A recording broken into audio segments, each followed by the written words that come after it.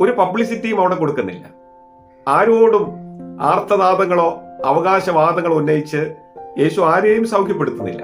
മറിച്ച് ശാന്തതയിൽ ദൈവരാജ്യ മർമ്മങ്ങളെ പഠിപ്പിക്കുന്നതിന്റെ നിറവിൽ രോഗികളായിരിക്കുന്നവരെ ആശ്വസിപ്പിക്കുന്ന ശാന്തനായ ക്രിസ്തുവിനെയാണ് നാം കാണുന്നത്.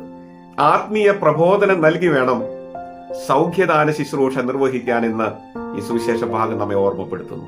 കർത്താവിൽ സ്നേഹമുള്ളവരെ, പുരുഷാരവും യേശുവുമായിട്ടുള്ള ആത്മബന്ധം അത് അത്ഭുതത്തിനും നിറവിനും സംതൃപ്തിക്കും മുഖാന്തരമായിട്ട് തീരുകയാണ്.